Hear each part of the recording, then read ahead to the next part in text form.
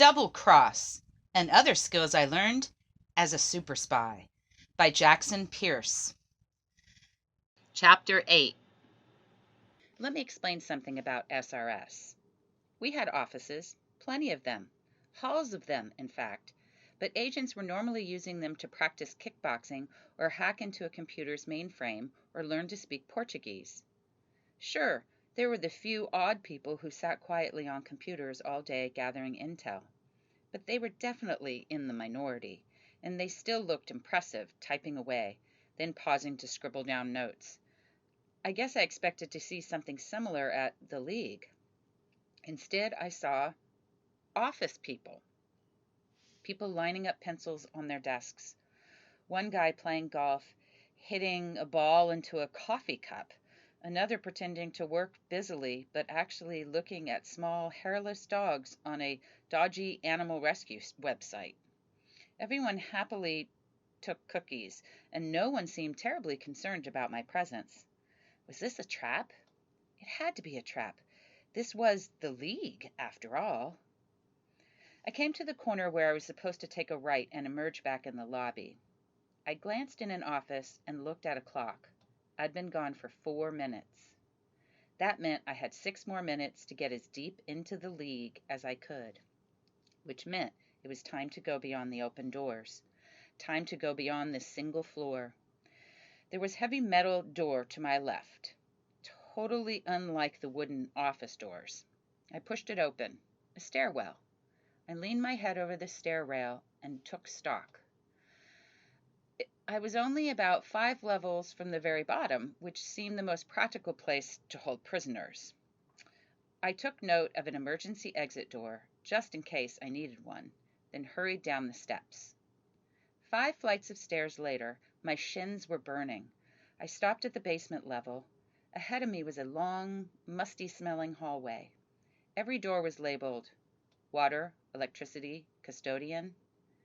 Maybe they were mislabeled to throw off intruders. I opened the custodian's closet. Brooms. Electrical door, fuse boxes. Water softeners.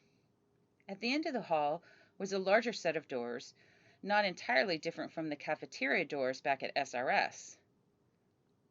It wasn't until I got a little closer that I could read the label, Training and Conditioning. I supposed it was as good a door as any other I'd seen, so I pushed it open and walked into the room. The gym back at SRS was full of sleek equipment. Chrome weight machines, black punching bags, treadmills, stationary bikes, and those weird stair-step machines that no one ever wanted to use.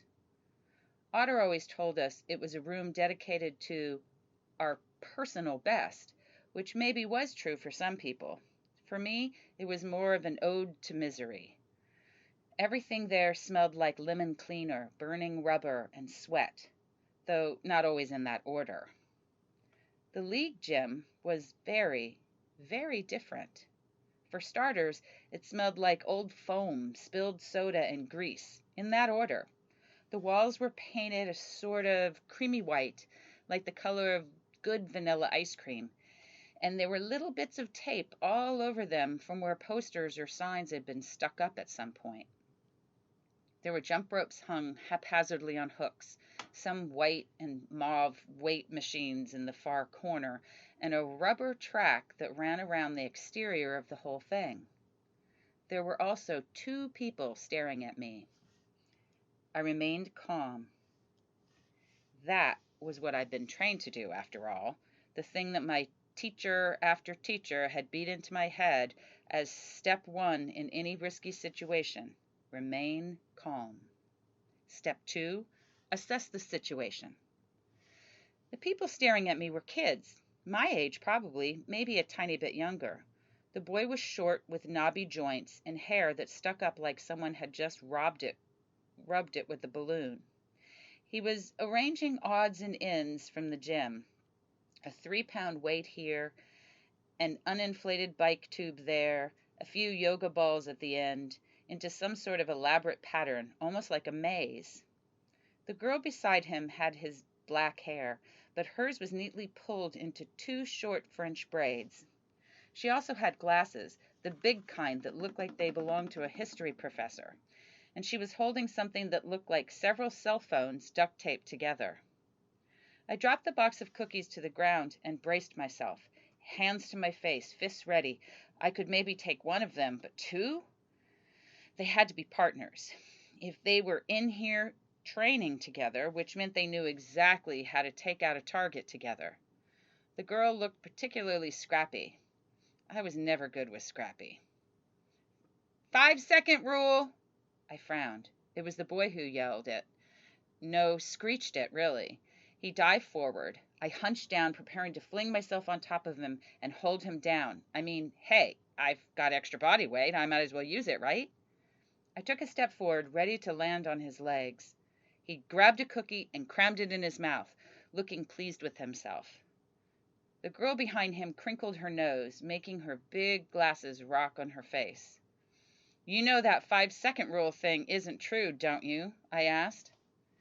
Says the person who isn't getting any cookies, the boy answered, his words muffled as bits of sugar cookie fell from his mouth. I realized his shirt had a picture of a robot fighting a dinosaur on it.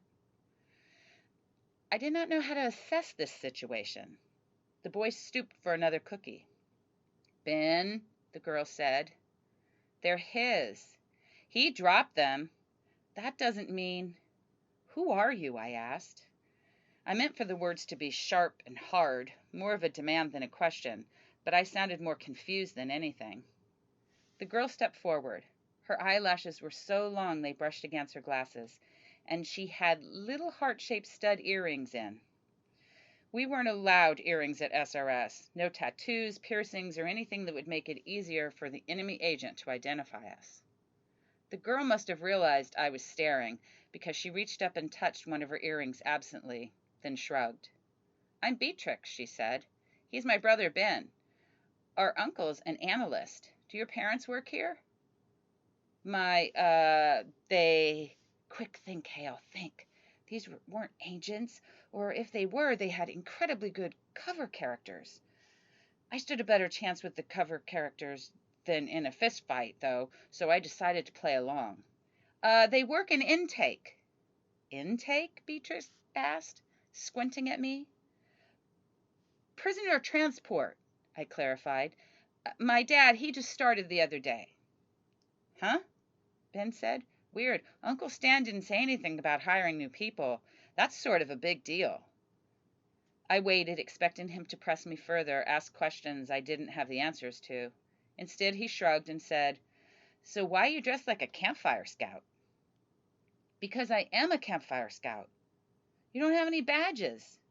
I just joined. I cursed myself for not spending more time coming up with a cover character of my own. I aced the class in false identities earlier this year, and there I was, totally bombing at it in the field. Want to see my machine? Ben asked brightly. What? My machine. I call it the River Bend, Ben said, motioning to the deliberately ordered collection of gym things. It pours me a glass of water. I looked at the row of things. There was a broken trampoline and a janitor's water bucket among the chaos, and frowned. With a grin, Ben dashed over to one end, where a yoga mat laid curled atop a rolling cart. He slowly, carefully placed a finger on the mat, then nudged the mat forward. The mat unfurled. When it flipped down, the edge caught the end of the bicycle tube. The tube snapped forward, sending 3 hand weights rolling down a ramp made of towels stretched tautly. The final weight flipped off the end, triggering a seesaw that bounced a yoga ball up in the air. The ball, in turn, slapped the end of a jump rope, which swung forward, then back, spiraling itself atop a mop. The mop tilted to the front of its cleaning bucket, upsetting a broom. To my amazement, shock, wonder, delight even, the broom handle fell forward, striking the button on the water fountain. The fountain turned on and an arc of water shot up into the sky, missing the drain by a mile. It cascaded beautifully down towards a plastic cup on the ground. I held my breath as it missed by an inch. Give or take. We all exhaled in disappointment. Oh, come on, Ben yelled in frustration, turning around and kicking a basketball so hard it bounced back off the wall and whizzed by my head. I told you, Beatrix said. I told you the pressure was wrong. You tested it when you were pushing down on the water fountain thing, but the broom doesn't push as hard as you. To prove her point, she turned the cell phone contraption around so that we could see the screen. On it was a fancy drawing of the arc of the water fountain, an X where the cup should have been placed. Trust the right hand, she finished sagely. The what? I asked, worrying this was code name for a weapon. The right hand, my phone, 'cause it's always in my hand, get it? It's a joke. I tried to laugh, but it came out as sort of a weird ha-ha noise. Okay, hang on, I can fix it, Ben muttered, and walked to the water fountain. He repositioned the cup and then began to meticulously backtrack through the machine, putting all the parts in their original positions. Beatrix helped him rebalance the weights. So, anyway, I said, so my dad works in prisoner transport, and I was supposed to check in with him after I gave away the rest of these cookies. I glanced at the floor. Lie, Hale. Remember how to lie. I can't think of where it was, though. We don't have anything like that, Ben said, shrugging. I think we used to, maybe, but we could ask the receptionist. Oh, no, I don't want to bother him, I said. Maybe you call it something different, something I'm not used to. Holding? Beatrix shrugged, and Ben just returned to lining up the yoga balls. They knew. They had to know. And the fact that they weren't telling me made me more convinced than ever that they were undercover agents. It also convinced me more and more that they were stalling. We were in a race of wits, and I needed to stay ahead. The only way to do that would be by beating them to a confession. I firmed my jaw, stood up straight, and tried to make my eyes all coal-like, same as Dad's on his getting answer face. I reached down and tugged at my shirt, stretching the neck down far enough that my uniform and the SRS logo on it was revealed. Telling the truth was definitely not something I learned in training, but desperate times called for desperate measures, right? Enough, I said coolly. No more charades. Where's intake? Ben frowned, looking from the uniform and then back to me. I really think we should ask the receptionist. Intake, I cut him off, waving a hand at him. Don't play dumb. I know exactly who you are and who you work for. I'm an agent with the Sub Rosa Society, and you have 5 seconds to tell me where intake is before I signal my support team. I yelled this. I didn't mean to yell it exactly, but as the words left my mouth, they climbed higher and higher until I was shouting and shaking and angry. I didn't cut up a pair of pants and sneak a tray of cookies just to get stalled by 2 kids in an outdated training facility. My hands were clenched into fists, my eyebrows knitted together, and I glared at Beatrix, then Ben, then Beatrix again, until finally Ben spoke. His voice was a little quieter now, more like his sister's. I think you should lie down for a little bit. Show me where intake is. Oh, we will, Beatrix said earnestly. In a second. Do you have blood sugar problems? Lie down and... Ben, how about you go get... Oh, good. He's already gone. I turned to see the door of the gym swinging, marking Ben's exit. This wasn't working. Even if these 2 weren't junior agents or agents in training, surely whomever Ben went to get was. And I probably couldn't handle myself against a fully trained League operative. I shook my head, turned, and ran. I shoved through the gym doors and took a hard right away from the way I came. The hall was echoey and bare, and I could hear Beatrix padding along behind me. Where are you going? Wait, come on, maybe we can talk about this, she shouted. Her voice was getting farther away. I looked over my shoulder. I was faster than she was. This was crazy. I was never fastest. But Beatrix was panting, like she rarely ran, and her glasses kept slipping down her nose as she gasped behind me. I sped up, even though my overworked shins were cramping. There was a door ahead, unlabeled, but I didn't exactly have the time to worry. I smashed through it and into another hall similar to the one I just came through. Beatrix was still behind me. I could feel the sweat slicking down my back. The stickers holding the sash together gave in. It fell to the floor. Where were all the people? All the field agents, their computer guys, their analysts?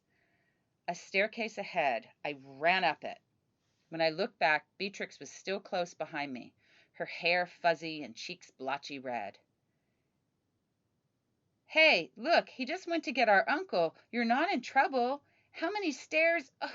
She was fading as fast as we moved up the staircase. In all honesty, I was fading too, but I was fueled by the fear of failure. I had to find my parents today because the League would inevitably be on even heavier lockdown after a breach. I flung open another door, spun, and pushed my back against it. I looked around. I was back in the main floor by the offices I'd snuck through earlier. This was not good. Even office people would notice if a campfire scout went tearing down their hallway. I reached over and grabbed the red fire alarm, yanking it down. A shrill blare ripped through the building. No one moved. I heard a few people sigh and then grumble about the alarm going off. One person rose and slammed her door. Run, people! Why don't you run? I heard Beatrix's footsteps drawing closer and closer to the stairwell door. I hadn't come this far to get caught. I looked for ideas. Above me was a copper sprinkler head. It had a little bit of red glass in the center. When broken, it would be a signal that the water started flowing. I knew this because of an unfortunate incident involving me, Walter, and our clever idea to build a full-size catapult in the SRS sparring ring. I swung into the nearest office where the guy was playing golf with a putter and a coffee cup. He stared at the fire alarm, frowning, like it was a radio turned up too loud. I shook my head at him, grabbed the putter from his hands, and ducked back out before he had a chance to react. Beatrix pushed the stairwell door open just in time to see me swing the putter hard at the sprinkler head. The sprinkler head cracked off the ceiling, breaking the red glass. Beatrix and I stared in unison for a brief second, and then, just as the golf club owner whirled around his door, water began to gush down. The other sprinklers obediently kicked in. Now, finally, there was action. Screaming, shouting, squealing rang out. People dashed from their offices, paper or purses above their heads. From the end of the hall, I could hear the receptionist shouting for people to run for your lives. I questioned the receptionist's threat response training. I dropped the golf club and sprinted back towards the stairwell, brushing past Beatrix, who looked dumbfounded and maybe a little impressed. The door slammed behind me as I slogged upstairs, leaving a trail of puddle footsteps. My street clothes were slowing me down. I shimmied out of them as I ran, darkly grateful for the waterproof SRS uniform underneath. Now I needed a hiding spot, any hiding spot, where I could wait until I figured out where intake was. I reached the next door and at the next floor and grabbed the door handle. Locked. I tried the next floor. Also locked. Wheezing, I leaned back against the railing and looked straight up. The stairwell wound up and up and up above me so high it made me dizzy. The bottom door flung open, and staring up at me were Ben, Beatrix, and two adults. One was tall and skinny and looked like a stretched-out version of Ben. The other was a tall, blonde woman wearing a pantsuit that was dripping water. She pointed at me. An SRS uniform, I see. Grab him. Clatterbook, she said. Okay, the tall man, Clatterbook, I guess, sounding like he'd been woken from a nap and thought he might still be dreaming. He blinked back the water from his eyes and started toward me. I swallowed. I couldn't even beat my own classmates in a fistfight. I didn't stand a chance against a real agent, much less a League agent. I tried not to look terrified as Clatterbook approached. I had to say something, anything to stall them, to confuse them. Ground cover! I'm working on Project Ground Cover, I shouted, saying the first mission name that came to mind. the only mission name on my mind lately. Behind Clatterbook, the suit lady froze. "What did you say?" she whispered. Clatterbook stopped. He tried to look back at his boss without taking his eyes off me, which only caused his eyes to cross. "Ground cover," I repeated, trying to puff up my chest. I deflated when the seams of my uniform sounded seconds from popping. The suit lady smiled, the kind where it was all glossy lipstick and no teeth. She folded her hands at her waist. "Relax, Clatterbook," she said. Then to me, "Do you like pepperoni pizza?" What? "Pepperoni," the suit lady repeated.